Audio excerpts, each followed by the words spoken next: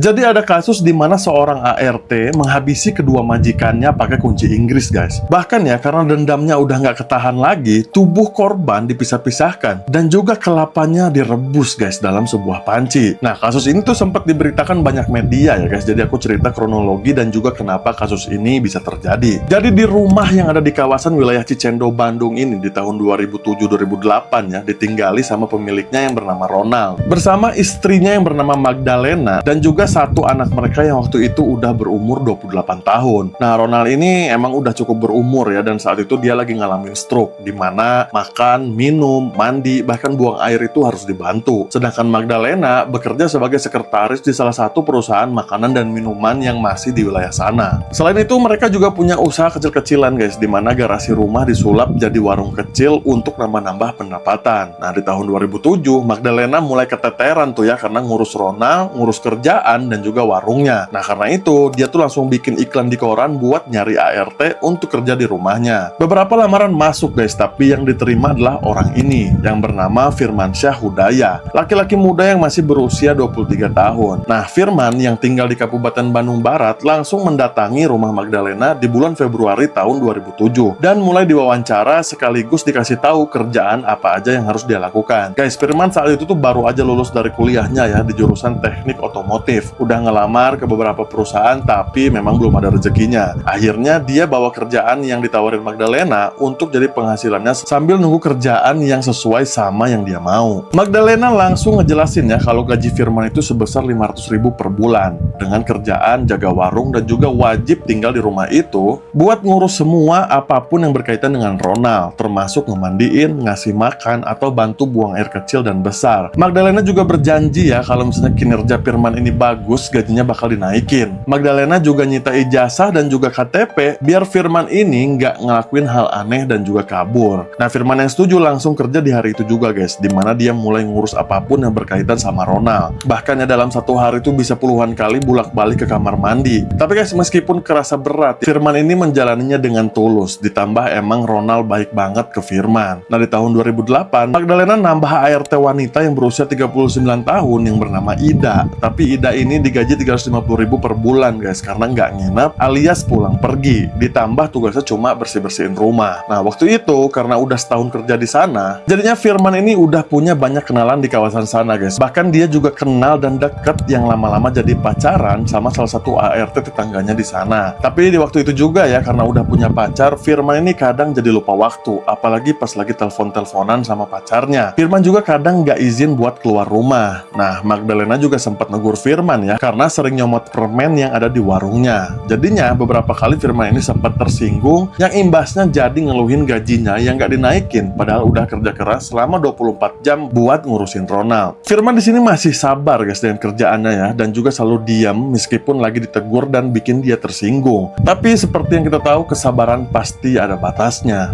Hari itu, guys, di tanggal 30 Agustus tahun 2008 ya, Firman ini sempat dimarahin Magdalena karena harusnya Firman bisa bangun lebih pagi buat mandiin Ronald. Sedangkan di waktu yang sama, Ida udah kerja bahkan dari jam 6 pagi. Nah, Firman di situ langsung buru-buru nih buat mandiin dan juga nyiapin keperluan Ronald. Sedangkan Magdalena langsung pergi buat nganter anaknya kerja dan juga belanja barang buat ngisi warungnya. Di jam 8 pagi, guys, Firman tuh nyamperin Ida ya dan mulai curhat tentang kerjaannya di sana. Firman juga sempat nanyain apakah gaji Ida udah dinaikin, tapi ternyata Ida ngaku kalau gajinya tuh nggak pernah dinaikin. Nah, Firman juga sempat bilang pengen keluar atau kabur dari sana, tapi karena KTP dan juga ijazahnya ditahan, jadinya Firman tuh harus tetap kerja di sana. Tapi guys, di sini Ida cuma dengerin curhatannya doang ya, curhatan Firman. Setelah itu mereka lanjut ngerjain kerjaan mereka masing-masing. Nah, di jam 10-nya Ida nyamperin Firman buat izin pulang duluan karena ada bapaknya yang datang dari kampung. Ida juga ngaku kalau dia tuh udah izin ke Magdalena. Karena itu ya udah, Firman juga jadinya ngizinin dan Ida pulang lebih awal. Tapi guys, di jam 11 Magdalena datang dengan beberapa bungkus plastik belanjaannya. Firman yang ngeliat itu langsung nyamperin Magdalena buat bantuin bawa barang-barang belanjaannya dan nyimpen barangnya di dapur.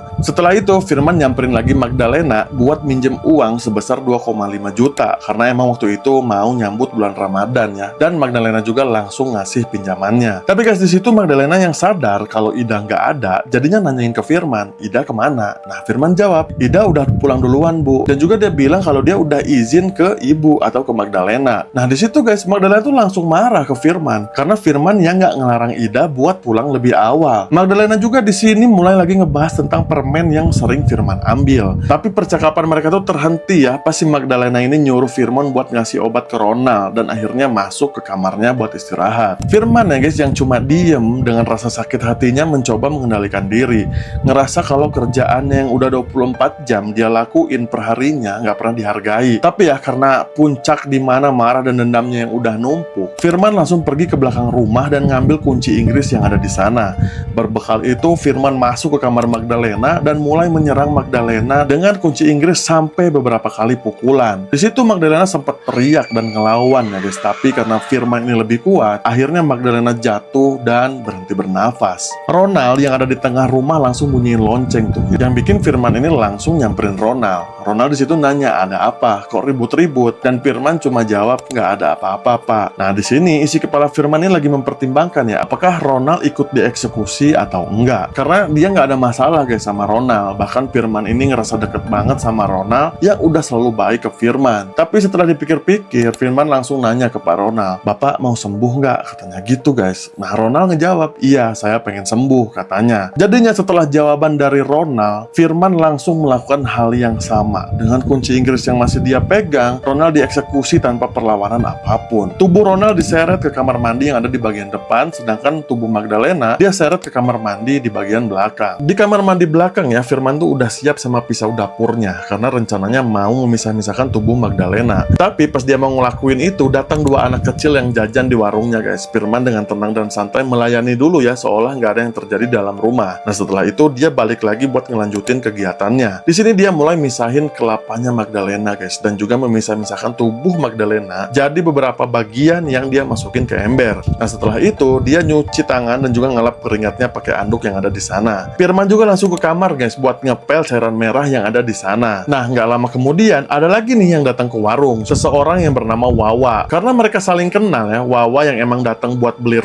akhirnya ngobrol dulu nih sama Firman sambil nyebat gitu kan. Nah di sini Firman juga bertingkah seolah nggak terjadi apa-apa. Pas Wawa pulang, Firman langsung balik lagi ke kamar mandi belakang guys. Di sini ya mungkin karena ngerasa belum puas, kelapa Magdalena yang udah dia pisahin langsung dia rebus pakai panci yang ada di sana. Abis itu Firman langsung packing guys karena berencana pergi ya. Dia juga sempat nyari dulu ijazah dan juga KTP-nya. Tapi karena nggak ketemu dan takut ada orang yang datang, akhirnya dia nggak peduli lagi tuh sama ijazah ya. Nah pas keluar dari rumah, Firman sempat ketemu salah satu tetangga Magdalena. Mereka sempat saling sapa dan juga tetangganya ini nanya Firman mau kemana. Tapi tetap dengan tenang ya, Firman ini bilang kalau dia tuh mau ke kampungnya yang ada di Batu Jajar, Bandung Barat. Setelah itu Firman pergi dengan jalan kaki. Di pos satpam guys, Firman juga sempat sapa-sapaan dulu sama satpam yang lagi tugas di sana ya. Dan guys emang Firman ini nggak ada paniknya. Dia juga sebenarnya bukan kabur ya. Malah kenapa dia balik ke Batu Jajar itu karena dia udah tahu kalau dia bakalan dipenjara. Makanya seenggaknya dia mau menghirup udara bebas dulu di kampung halamannya. Di sisi lain guys, di hari yang sama ya, pas anaknya Magdalena pulang kerja, sempat ngerasa aneh karena rumahnya udah sepi dan juga pintu yang terkunci. Karena keadaan Ronald yang nggak bisa kemana-mana harusnya pasti ada di rumah. Nah, karena itu dia minta tolong satpam buat ngebukain pintu rumahnya. Setelah beberapa kali dicoba ya, dicongkel, pintu itu tetap nggak bisa dibuka. Tapi atas izin anaknya Magdalena, rumahnya akhirnya didobrak guys. Pas pintu berhasil terbuka ya guys, aroma aneh itu langsung tercium. Karena mereka yang mulai khawatir terjadi apa-apa di rumah ini langsung menelusuri setiap sudut dan dibuat kaget ya pas ngelihat sesuatu di dalam ember yang ada di kamar mandi belakang.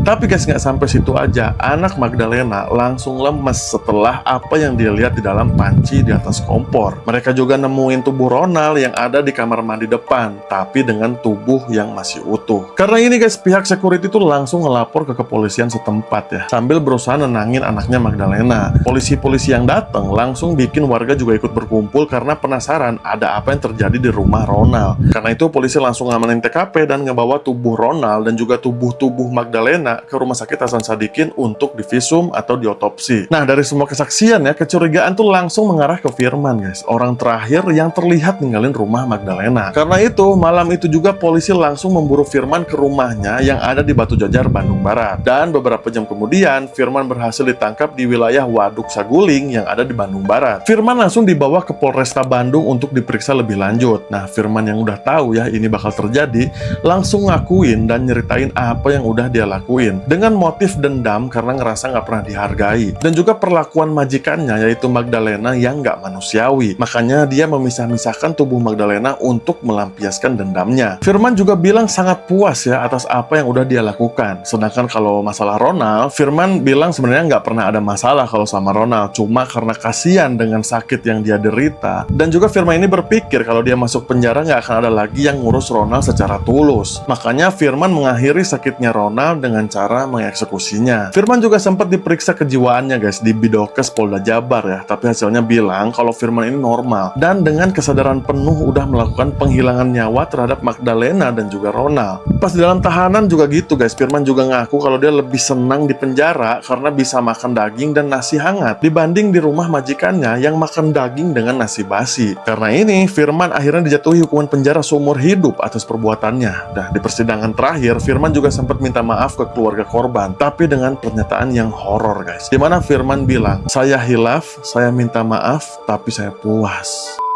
Oke guys, itu salah satu kasus yang pernah terjadi ya. Semoga bisa mengedukasi semua orang yang ngikutin kasus ini. Kalau kesel, kalau marah, jangan terus dipendem, lebih baik dikomunikasikan daripada nantinya meledak dan merubah kita jadi monster yang mengerikan. Dan juga pelajaran ya guys, biar selalu ngeliat manusia selayaknya manusia yang harus saling menghargai. Nah, semoga Firman yang selalu bilang puas bisa berakhir jadi penyesalan sepenuhnya di dalam sana. Tulis di komen guys, kasus atau cerita apa lagi yang bisa kita bahas di sini ya. Dan jangan lupa follow biar kita sering ketemu nantinya. Aku Amar guys, see you on the next. Ciao.